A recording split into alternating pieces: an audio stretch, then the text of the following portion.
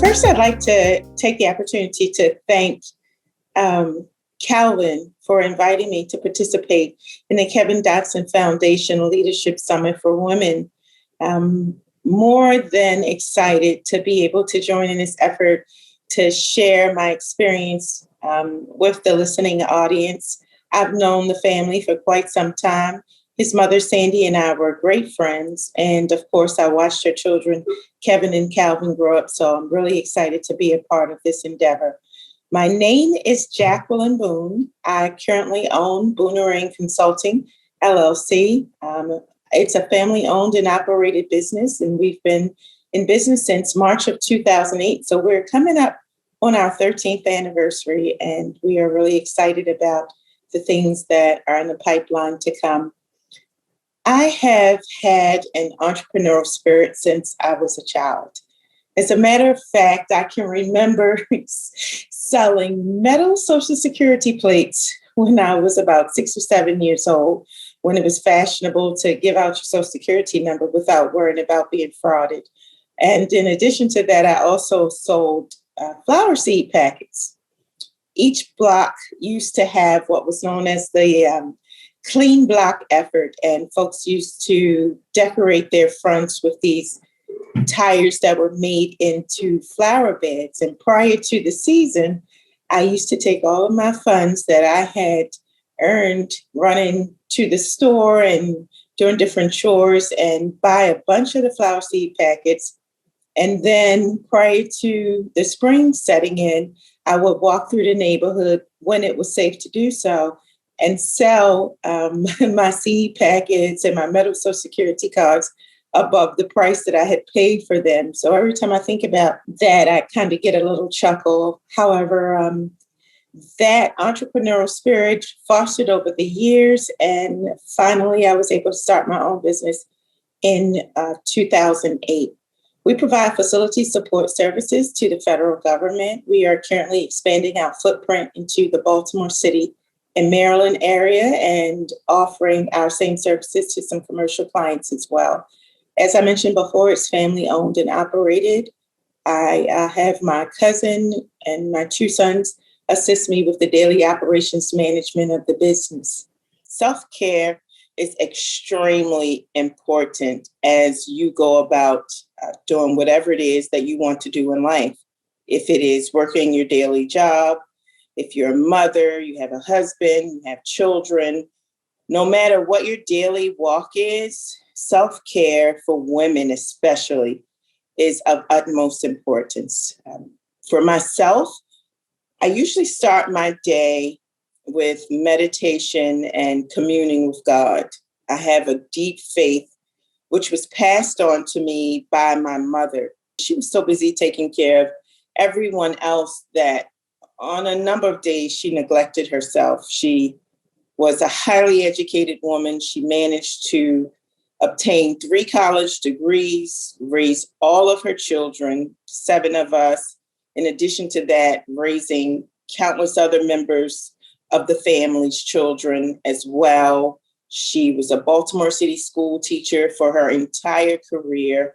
And she also introduced me to God and my faith and gave me tenacity for life. She taught me how to do everything for the most part that I do. She really emphasized the importance of education, and that if you were educated, then there would be nothing that would be without your reach throughout your lifetime.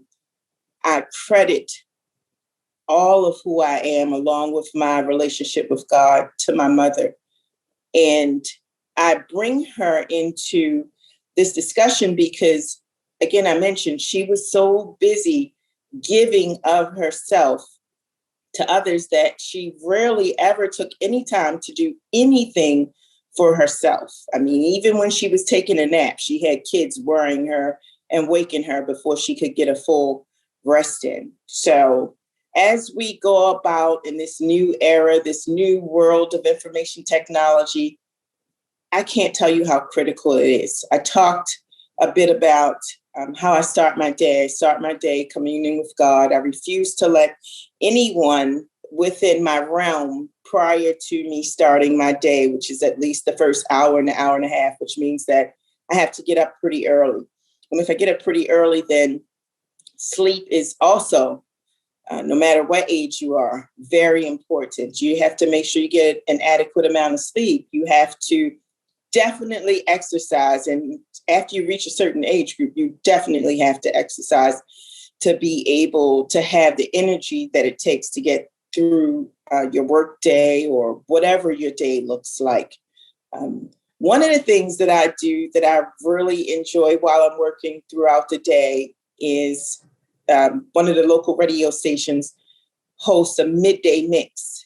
I take a break every day from 12 to 1 and I dance, because dancing makes me so very, very happy. And in addition to the dancing, sometimes I share the videos of me dancing with some of my friends, and then they join into the party. So I encourage others as I'm going about my day in terms of self-care. I regularly take a long hot bath instead of rushing through my bathing routine. I take care of my feet, my hands, my skin. I spend an enormous amount of time on my skin, making sure that it is very smooth and soft. And in addition to that, I drink a ton of water. Water is so vital nowadays. Who knew that water was going to become so critical and would make a million or billion-dollar industry? So I go back to self-care, whatever that looks like for you. Not sure what it looks like. Some people indulge in getting their nails done, their hair done, or going for a walk, which is something that I do as well.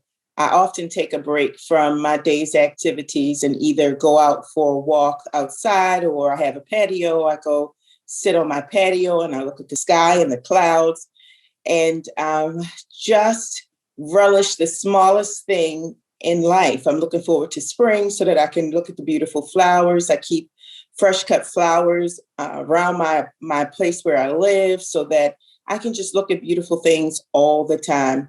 In addition to helping with my exercise regimen, instead of a sit down desk, I bought a tall standing desk so that I can stand while I work, so that, I'm still in a moving fashion as I go throughout the course of my day.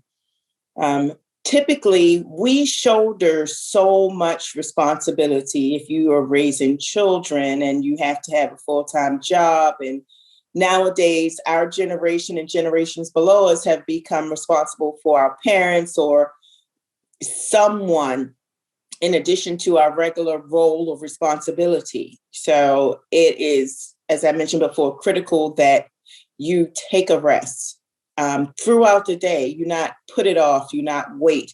You incorporate the time for you to rejuvenate yourself throughout your day. As I mentioned before, I do it in the morning. I take a midday break. And then somewhere late in the afternoon, I go out for a walk. I mean, everyone is not able to do that, but even if you're at a job, you could take a couple minutes to go in the restroom or the employee break room and just take a mental break. Maybe read something that you enjoy. For me, I really enjoy reading the Bible. I read other material as well. I'm currently reading Lenny Kravitz's book because it's all about love.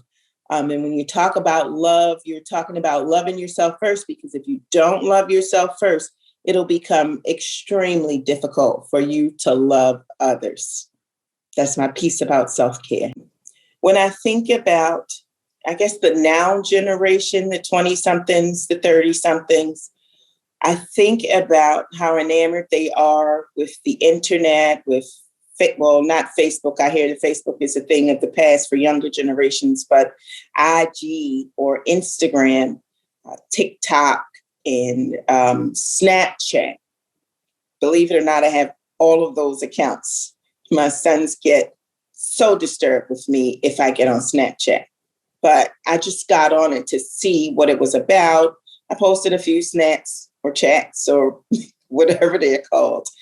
Anyway, when I think about young women, my message to the young women, the emerging leaders, I mean, we recently saw the young lady perform at the Super Bowl. She performed at the inauguration, and now she has all kinds of offers on the table to help take her to the next level. Now, when we think about this young lady, folks will think that she's an overnight sensation, that, she has immediate fame. However, anything that you do in life, no matter what your age, you're going to have to prepare. I always talk about being in a stage of preparation, right? We have these young folks, we're taught certain things in school. And of course, face-to-face school is a little bit of a challenge now because of COVID. However, as much as time as you spend on social media or the internet, surfing and looking and whatever it is you do, you can spend that same amount of time to build yourself.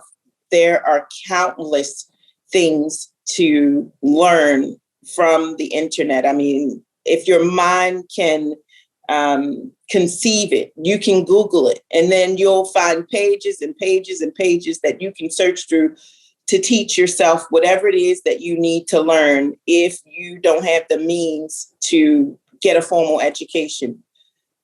I've had a formal education. I have a college degree, some graduate level experience. I've done leadership programs with Johns Hopkins. I've done a leadership program with Babson College, which is one of the most premier schools for entrepreneurs. I did the Goldman Sachs Babson 10,000 Small Business Program in 2015 with about 120 other folks. I spent a couple of weeks in Boston on the campus doing in-person learning in an effort to help me rebuild my business, and basically stripped it down and rebuilt it, reorganized it, restructured it, and took us from being not profitable to profitable. All of these things, I learned a lot while I was in school. I learned a lot from my jobs, but a good amount of the information that I have was based on experience and self-teaching. Emerging leaders, women that I'm speaking to directly, and then of course this applies to men as well, if they should happen across this video, it's so important for you to self-educate. And it's also more important for you to understand that you can do whatever it is that you task yourself to do. And there's a couple of things that go with that when you task yourself to do something. You task yourself to do something, you, one, have to not quit on yourself, because there is going to come a time in the process where times are just going to be so tough and you want to quit. I know that. I've been there before. I was on the cusp of quitting. Me, of all people, me with this fabulous upbringing, this mother who surrounded me with love, gave me a pet name, had me educated well. Things had just gotten to such a point that I was at my wit's end. And I'll tell you what happened really quick. It was 2013. I had just gotten separated after being in a marriage for many, many, many years. I wasn't so saddened by the dissolution of the marriage. It was that I had been working on getting this one specific contract for 7 months. Can you imagine working at something for 7 months? I tell you, the one thing it did teach me was patience. That's another thing emerging leaders need to have. You need to have patience. You need to have understanding. You need to be able to be a really good listener, because most of the time your learning is not necessarily in the doing. It's in the hearing. It's in the hearing when God puts somebody in your path that you may not necessarily know, but will be in your life for that season, just to help you through whatever it is you need for that specific time. Back to the contract. I waited for 7 months. I'd done everything. I'm in the preparation stage. I'm doing everything that I need to do to be prepared for this new opportunity that's coming my way, because this is going to be a really big contract. It's just going to set us straight. The business is going to take the turn, and it's going to be profitable. As it turns out, all of that patience, that driving to Virginia, not in Maryland. Keep in mind, I was driving back and forth to Virginia a couple of times a week working on this effort. Just when I was about to crack, just when I was about to give up, just when I was about to quit, what happens? The breakthrough comes. I get the contract. Things, you hear the imaginary music in your head, you do the shout dance. You call a couple of people who have been in your corner rooting for you, and you let them know the good news. But guess what comes after that, moment of elation, that utopic moment? After you get that utopic moment, it comes the work. The rubber meets the road, because now you have to prove yourself. You have to do what you told people you would do, because now you're building a reputation for yourself. Another thing that I learned as an emerging leader: don't share your dream with everyone. Everyone is not in your corner. Everyone is not rooting for you. You know who your number one fan is? I'm my number one fan. You're your number one fan. A lot of times it's best kept secret between you and God, unless it's somebody that you know for sure is your ride or die, to share your goals, your dreams, your wants, your hopes, your possibilities, everything with. Because unfortunately, some folks are just not for you. They're not going to believe in you the way you believe in yourself. The other thing that I tell you is just be persistent. If anybody ever presents you with any kind of opportunity, even if it doesn't pan out, never let it go by. Always follow up on any opportunity that you're presented with. You may get 1,000 no's, but somewhere in all of that effort, maybe one yes. And if you don't check out these opportunities, then there's a chance you might miss what you have coming. The key to being an emerging leader, there's no specific key. It's a collaboration of things, not just one thing. Being prepared, getting proper rest, exercising, believing in yourself, and definitely don't quit on yourself. You have to always remember that there's an internal voice inside of you, right? People are quick to fix up the outside. You can fix up the outside easily with a couple of dollars, a hair appointment, a nail appointment, some makeup. But what really matters is what's inside of you. Continually to self-talk yourself into whatever it is you want. Self-talk for me goes something like this in the morning when I wake. Hey, Jackie, it's going to be a great day. You might not feel like it right now, but today it's going to be a great day. God has something fabulous planned for you today, and we need to sit down with him and figure out what that is, hence the meditation. The idea might not develop immediately, but as you go through your day, things come into mind. I always tell people, a part of being an emerging leader is when I used to sell insurance in the early 90s, when I first started out, I used to take all of these Post-it notes, and you've seen the scenes in movies, of course, and I would put them on the mirror in my bathroom because, I went to the bathroom. I went to the bathroom first thing in the morning. I went to the bathroom at some point throughout the day if I was home, and I went to the bathroom to brush my teeth last thing at night. I would put all these affirmations to myself. You want to sell 10 life insurance policies this week because that would equate into XYZ dollars. You want to have 20, 50 interactions with new potential clients. Self notes to say, what is it that you want from what you're doing? Any kind of affirmations. Love yourself. Be good to yourself. Be kind to yourself. I still kind of follow that realm. Like I have a whiteboard on my door to my bathroom that says, good morning, God. Good morning, Jackie. I know this sounds kind of, smushy, if you will. That's a word, but it works. You have to constantly remind yourself that you are empowered. You have to constantly remind yourself that you matter. I don't care what someone else has told you, keeps telling you. You tell yourself more than anything else that you're important, you're special, you matter, and you can pretty much do anything that you want on this earth as long as it's legal and sanctioned by God. You just have to believe in yourself and you have to put in the work. Most of who I am and what I do came from me just working feverishly. I mean, when I first started my business, I used to work as early as 7 a.m. to as late as 10, 11, 12, 1 a.m. in the morning. Once my business kind of got on shore footing, then I stopped working those hours because also at a certain point, you become ineffective. You know, when you're exhausted, you're ineffective. You make mistakes. The biggest key, though, as I talked about before in other videos, is you need to be a very good listener. A lot of times when I talk to folks in business, and this happens a lot, before I can get done talking, the person that I'm speaking with will start to talk over me so that they can get out whatever it is that they want to say.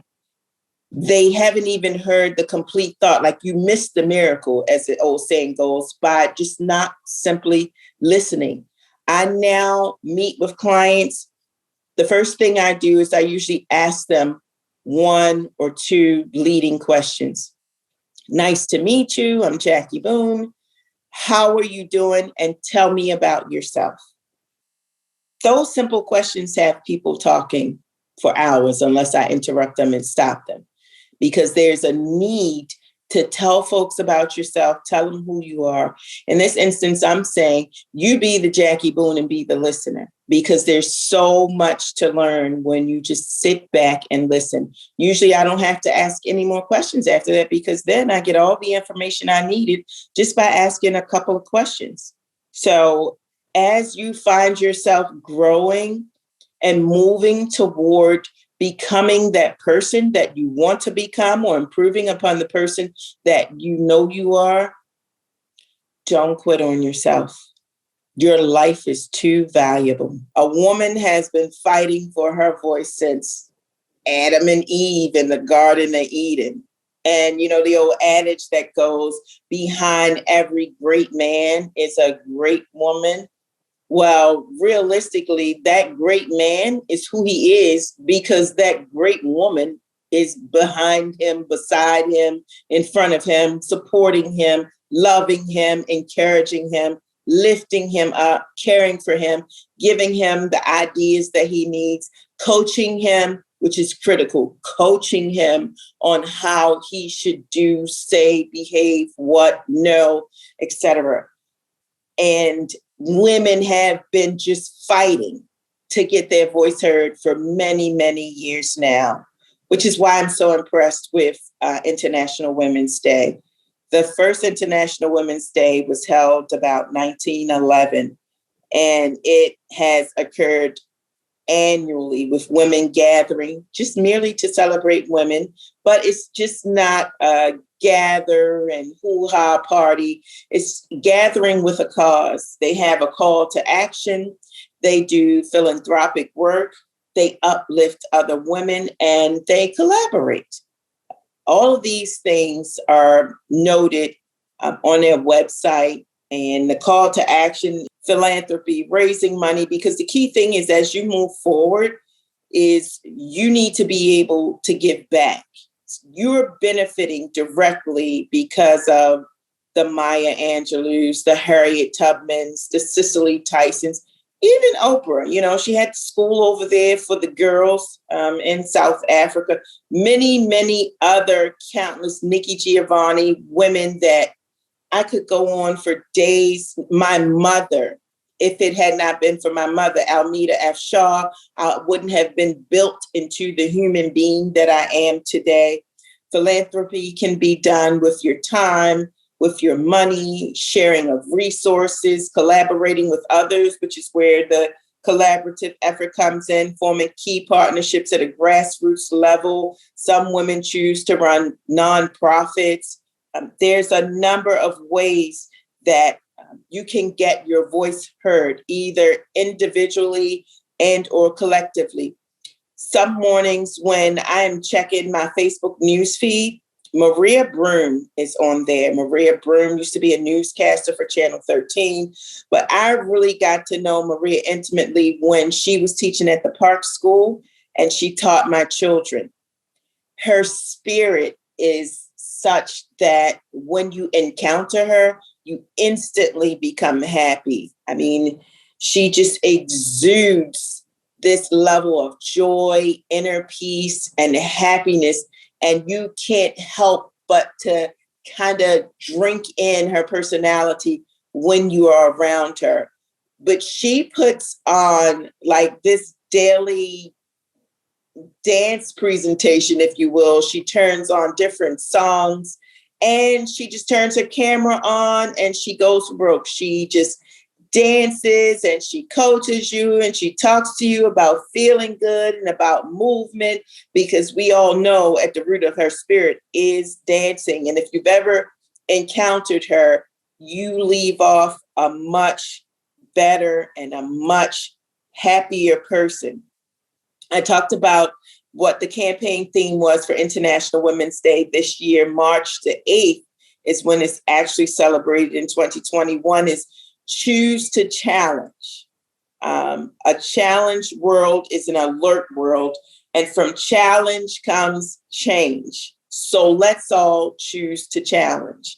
I challenge you just to change one thing about yourself in the next 30 days, when they actually say 21 days, but gives you a new habit if you do it daily, to make your life better, not necessarily somebody else's. What is the one thing that you've been working on that you just can't seem to get accomplished? Challenge yourself first, because when you talk about women and empowering women and hearing a woman's voice, it's difficult if you are not prepared. We talked about preparation and how you're always going to be in a season of preparation for the next thing in your life. What you need to do is challenge yourself, one, to become a better person. Write out or self-talk. What do I need to do to make my life better? Because the goal for you is, once you become better, is to lift someone else up. The importance of the voice is not only do you help your community change, as I mentioned before, women been fighting for their voice since the beginning of time. It is evident when you look at the world, the nation, your own city, your own neighborhood. I'm sure some of us could pick out that one lady in your neighborhood that you can remember that was sort of like the community mom, or the mom who spread love. For me, I can remember going to the lady's house to get frozen cups, and she sent them through her living room window, and you gave her your change, but she always knew who you were, and she knew who your mom was, and she knew what kind of kid you were, and she left you some kind of encouraging word when you got that 15 or 10 cents frozen cup. I mean, there are people who work at the supermarket. Those are the women's voices that some people take for granted, but I look at things from a grassroots level. There are key women in my matriculation from childhood to adulthood that I can remember that they left me with something that encouraged me. That's the key thing here, is that your voice should be encouraging. Yes, it should be heard, but it should be encouraging, and you should be able to offer something to your community when you are fighting to get your voice heard. As I mentioned before, you don't have to reinvent the wheel. There are countless organizations that you could either team up and join forces with.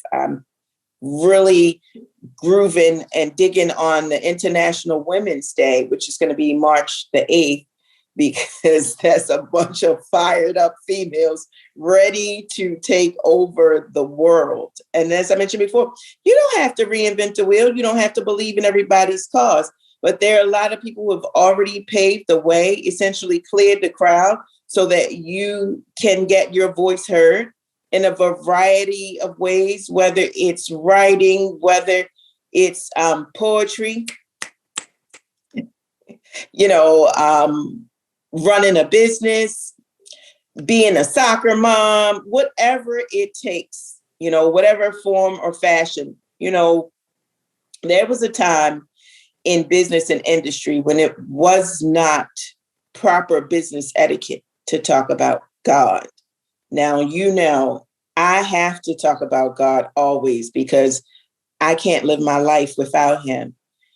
I can see now that when I have conversations with various counterparts in business, known and unknown counterparts, when I'm talking with them, some way, shape, or form, God always comes into the conversation. And then I find that we go off on a tangent talking about God instead of the subject matter. And now a lot of those business counterparts and colleagues who have dealt with me in business and industry, a lot of them have become my friends because of who I am, because of how I share my voice. It's not pushy. It's not demanding. I don't have to be loud. I don't have to be heard. Really, people will see your voice and how you carry yourself and how you let your inner light shine outwardly. They will see and know you, come to know you for who you are and what you represent. Just be careful that when you're out there and you're putting yourself out there, that you make sure you have yourself together enough to understand what it is that you're doing and what it is you're trying to accomplish. But back to choose to challenge. All of this falls back into the lap of choosing to challenge. If you want your voice to be heard, challenge yourself to become a better human being. Challenge yourself to find something that is potentially going to change the world. When we think about changing the world, it's not on a large scheme. Usually when people think about changing the world, sometimes they didn't mean for it to impact so many people. They just really wanted to do one small act of kindness. They just wanted to be heard in one small kind of way. And some people think on a larger scale. They think big, they expect big, they want to grow big. I'm not saying that's not possible. But what I'm saying to you is, as a woman and trying to get your voice heard, again, make sure you're prepared internally before you move externally. And again, choose to challenge yourself, because as his servants, our goal is to make the earth a better place for the people who inhabit it and the people who are coming behind us. And that's my talk for today. Thanks so much for listening. Until next time, I'm Jackie Boone.